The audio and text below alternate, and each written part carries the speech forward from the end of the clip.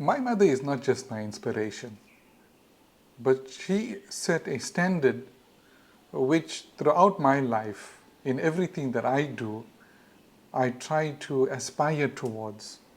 There must be a word greater than, stronger than inspiration. Maybe aspiration, I don't know. You see, just to give you an example, when my dad passed away, my mom was devastated. I mean, they were married almost half a century. They were together almost half a century. And the thought of her being without my dad, they were so attached to each other, the thought was unthinkable. But as is with life, the unthinkable happened. My dad passed away, my mom was devastated. But that lasted a few weeks, that's all. Eventually, when things started settling down, my brothers and I, we sat around our mom. We said, Mom, you don't have to worry about anything from now. You've got everything that you need. We will look after you. You've looked after us our whole lives, and now it's our opportunity to give back to you. We thought she'd take our offer. I mean, we had everything lined up for her. A comfortable place to live, an allowance, car, whatever she could ask for, it was all there. But my mom, being the person that she is, turned around on us and she said, no, I don't need anything from you. I will start my own business. She must have been 64 at that time. And she started her own business. And ever since then, she's been running this business, and a very successful one at that. She gets tired. You see the strain on her sometimes. You see the age catching up with her. But she loves it. She loves what she does. And she's constantly motivated. Even recently, I quietly started putting some money into my mom's account. And she caught up with me. This past weekend, she gave me a call. 20-minute call with an earful. Why did you do that? I don't need that money. I don't need it. Give it to someone else. Give it to this or that nephew. They need it more than you, than I do. Please take that money. I'm going to give it back to you. So I had to sit and listen to an eyeful. She was one earful. She was very upset at me for quietly putting that money into her account. Not that she doesn't want my money, but she's a very independent person, a strong person. And that's where I get my inspiration from. In everything that I do, I've been brought up with a culture that you have to take matters into your own hands. That whenever you find yourself in a situation, in a difficult situation, you got to get up, dust yourself, and move. No one is going to come to your assistance, and no one else is to blame for your predicament. Yes, there might be others who are responsible, but it's your responsibility to get yourself out of that predicament. There was one particular time when I can't remember what it was about. I think it was about school or business or something. I was quite young.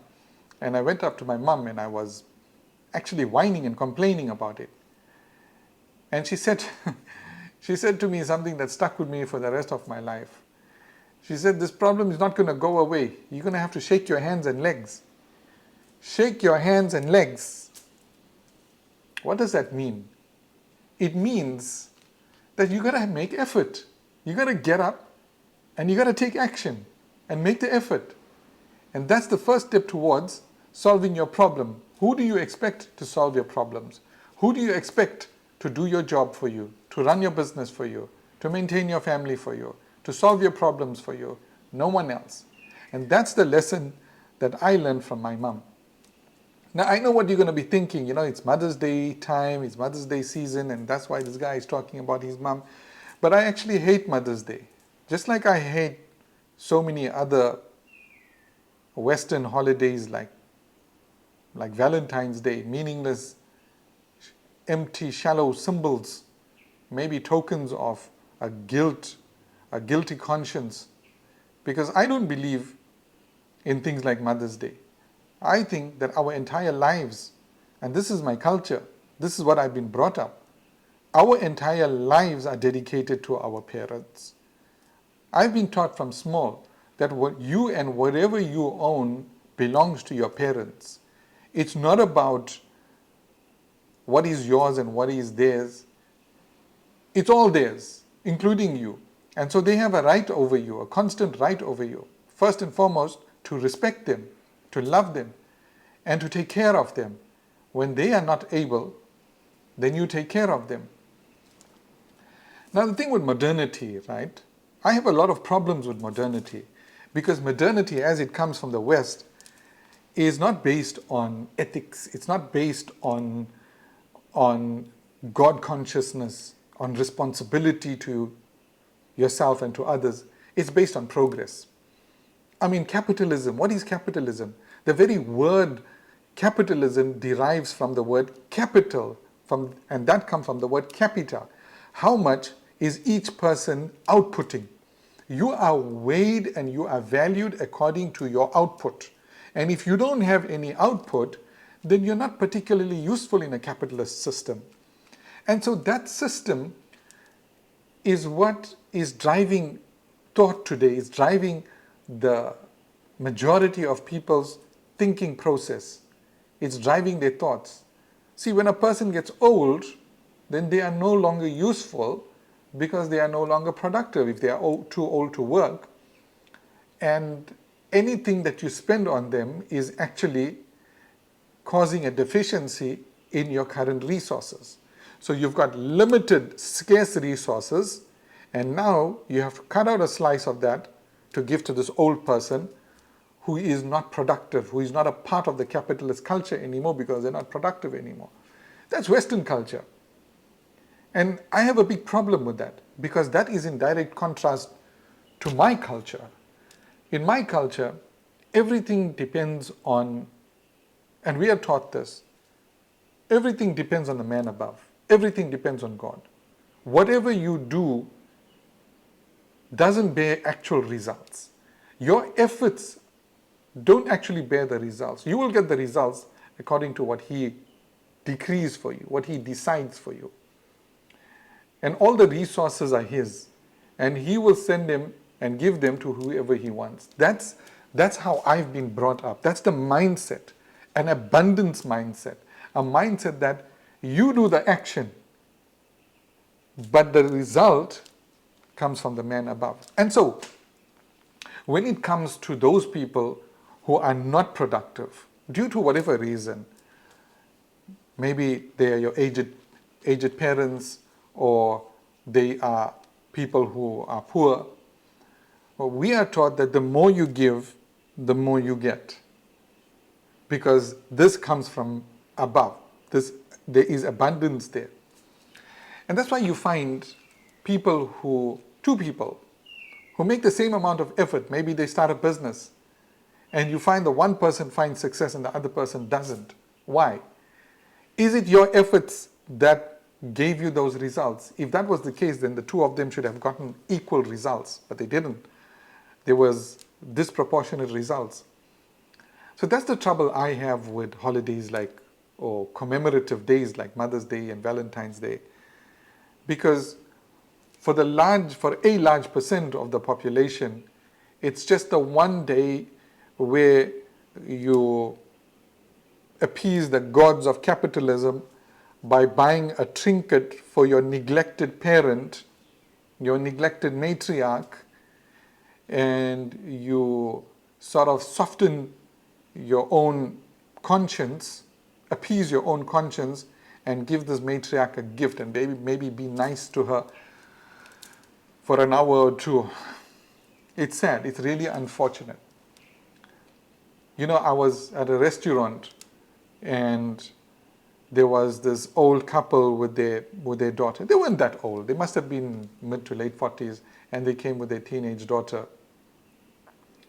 And she was busy with her phone. And so her mom looked at her and said, "Child, whatever the name was, put that away. Let's spend some family time together."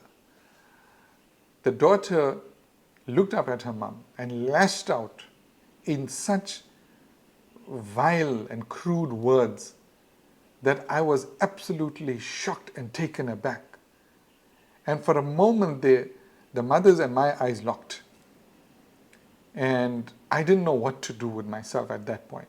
I could see the pain, the anguish on her face, the embarrassment, the humiliation that she's suffering from this brat, the 16 or 17-year-old know-it-all brat. It was one of the most difficult experiences I've had. But I see this everywhere, unfortunately. More and more young people are disrespecting their parents because that's what they're being taught.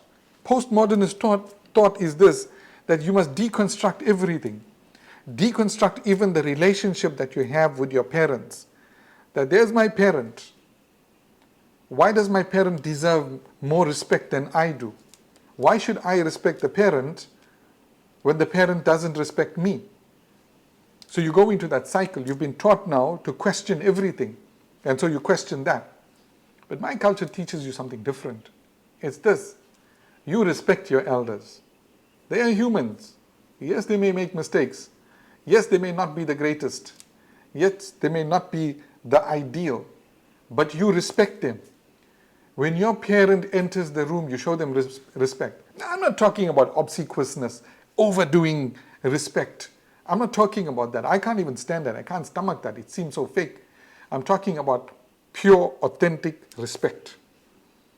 In my culture, and I'm sorry to just keep saying this, it sounds like I'm just bragging about culture or I'm starting a culture war here. It's not that.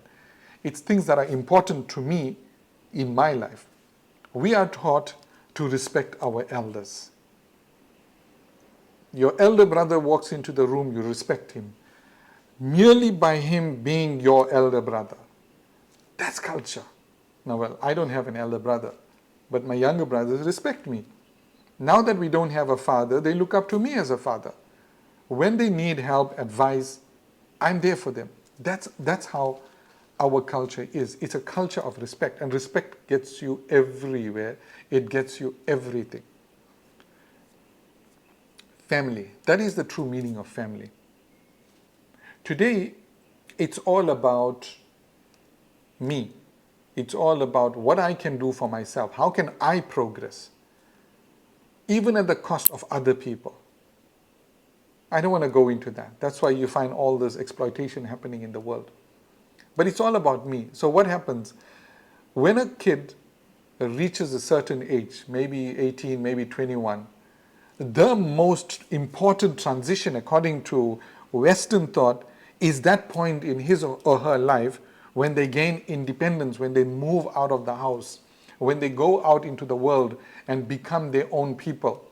And then they move away. Maybe they'll go hundreds, if not thousands of miles away and live somewhere separate and pursue their careers, build up wealth, take a mortgage, buy a house, buy a car, get married, have their own kids, and occasionally once a year send a little message or a gift or a WhatsApp message to their mom. Hello, mom. Happy Mother's Day. I love you.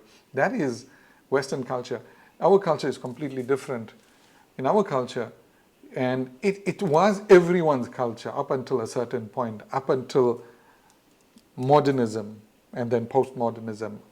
It was everybody's culture that we looked after our parents, we looked after our elders. So yeah, I was talking about my mom.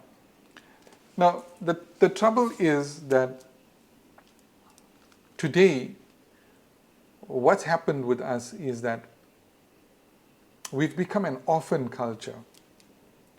I draw inspiration even well into my 40s now. Maybe soon I'll be a grandfather also. But I still draw inspiration. I still take advice from my mom. When I'm leaving on a trip, I will tell her, Mom, I'm leaving on a trip. When I'm about to take off in the plane, Mom, about to take off. When I land, Mom, I just landed. I keep her informed about what my movements are, because that's the level of respect. Now, that has it's not just there for the sake of it. It actually has, that level of respect actually has a lot of benefits. Because when you learn to respect each other, you learn to take care of each other. And we are taught that in the most successful communities, now listen to this, The most successful communities, go and do a study of your own. You'll find that those are the communities where there is unity. And where there's unity, you get the one person looking after the others in the community. So, to give you an example, if you have 3 brothers and 2 brothers are successful, they will make sure that the 3rd brother is also taken care of and becomes successful. And if the one family is successful and another family is not, they will make sure that everybody comes up together and the whole community thrives. Why? Why do you think this is the case? This is the case because when everybody thrives, when everybody is successful, there's more wealth. There's more wealth to go around. There's more capital to go around. But contrary to that, let's take a microcosm of capitalist culture, of capitalist society. Let's say there's a little village and one person goes in there and he opens up a business and he closes down all the other smaller businesses, and so everybody has to buy from this one guy.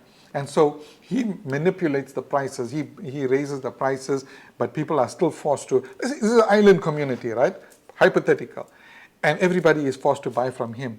And this guy, instead of reinvesting the money back into the community, instead of practicing his social responsibility, he hoards this wealth.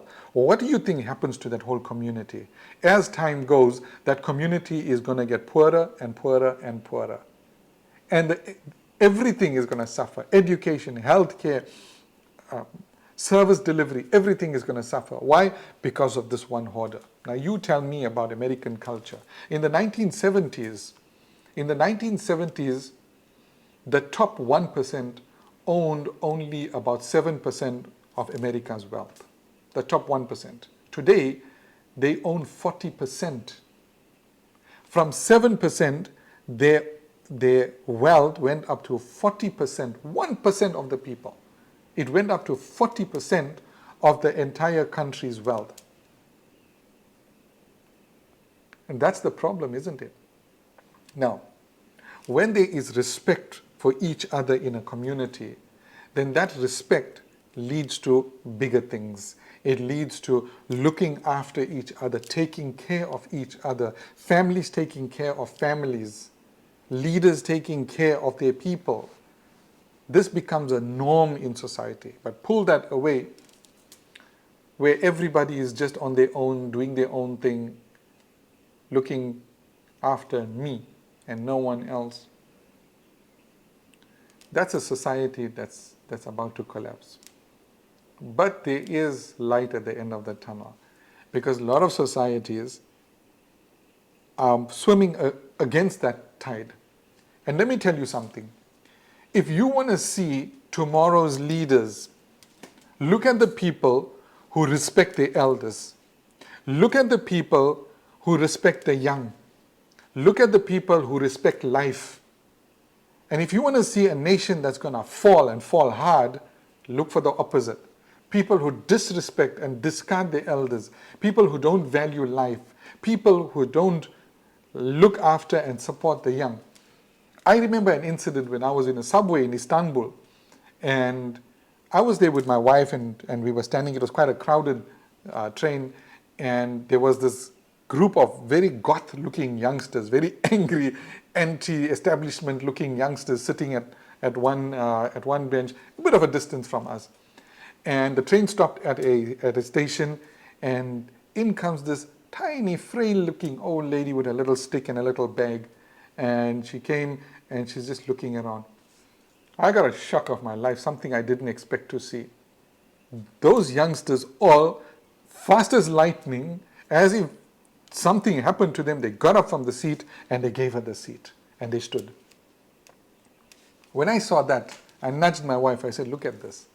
You want to see a nation that's going to rule the world, here's it. Because they know the value of looking after the elders. And if you don't know that, then you are in serious, serious trouble. So here's my bit of advice to you.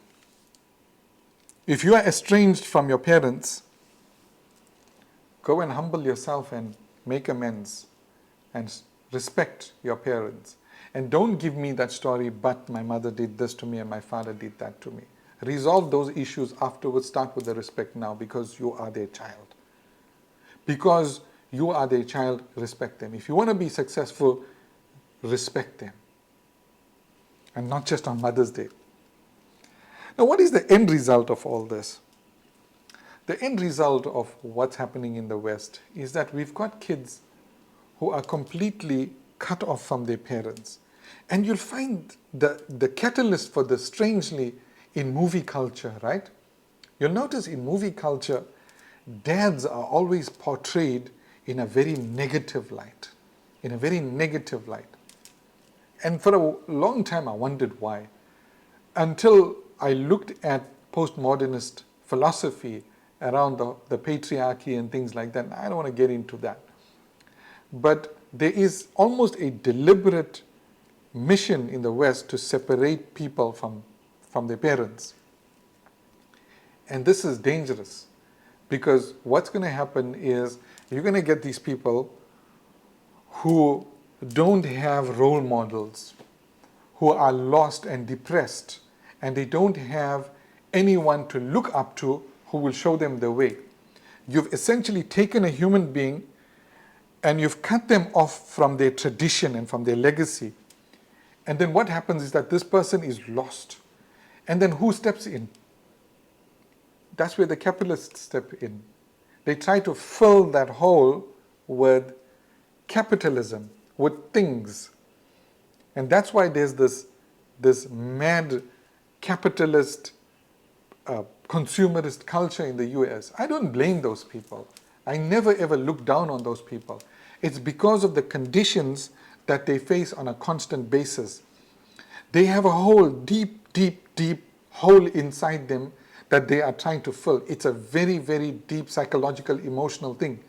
And by buying things, it gives them that little bit of happiness, only to realize afterwards that the act of purchasing, or that anticipation of purchasing and the act of purchasing, is actually the climax. After that, it's all downhill. Okay, I've bought this expensive gadget, now what? And then the capitalist culture comes back and says, well, you know, there's a new model out. Buy that, you will be happy. You will find success.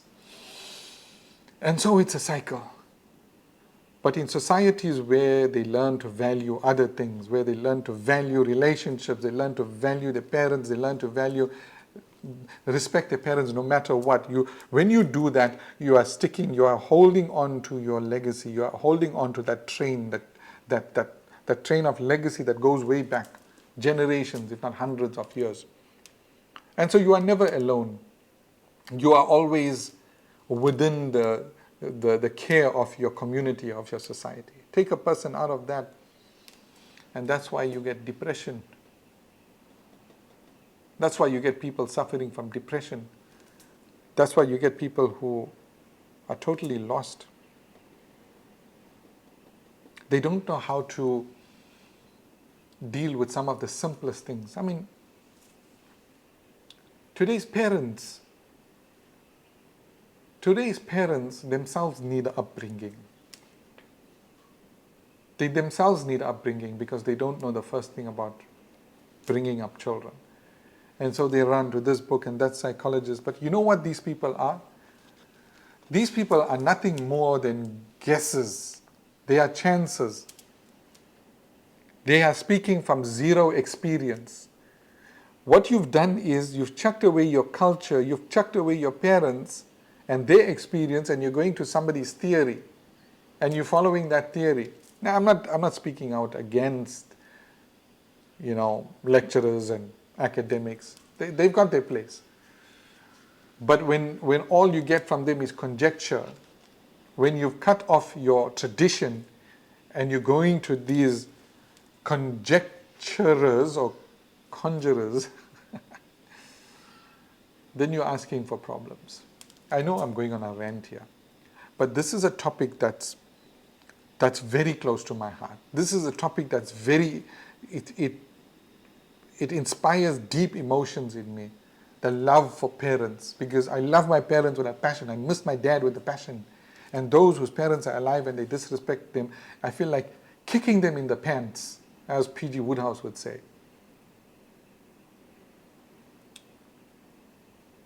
Now, where does this come back?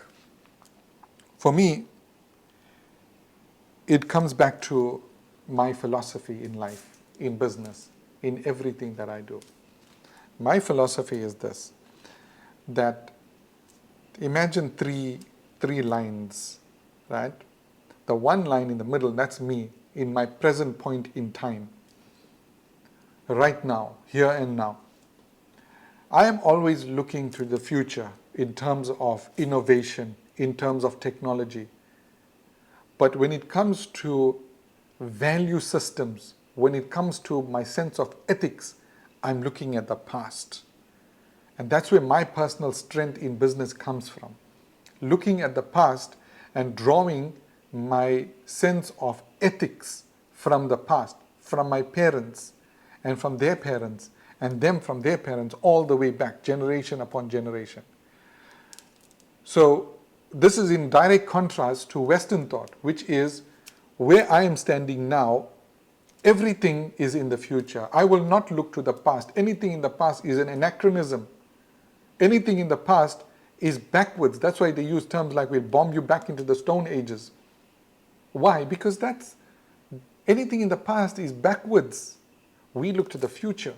Technology is in the future. Our ethics, our sense of morals is all in the future. And if there are problems, we will find them in the future. Maybe we don't have all the solutions. Maybe we've created some problems. We've destroyed the environment. We've got kids who are as young as 16 and 17-year-old. The suicide rate among teenagers in Western countries has never been higher. Yeah, we've got all these problems, but the solution is forthcoming. We say the solution is in the past. We underestimate the people of the past, their wisdom, their intelligence. And we think because, whoa, we've got gadgets, we've got technology, we are the most intelligent manifestation of human beings. We are the most intelligent generation. No, that's wrong. So if you want to start a business, remember my mom's advice. Maybe you are scared. Maybe you are apprehensive about what a big responsibility a business is. Remember what my mom said. Shake your hands and legs. In other words, just take action. Stop overthinking this. Take action. You want to study something, take action. Take the first step. You want to achieve something, take action. Shake your hands and legs, take the first step. Because that's the only way you're going to get it. Stop overthinking it.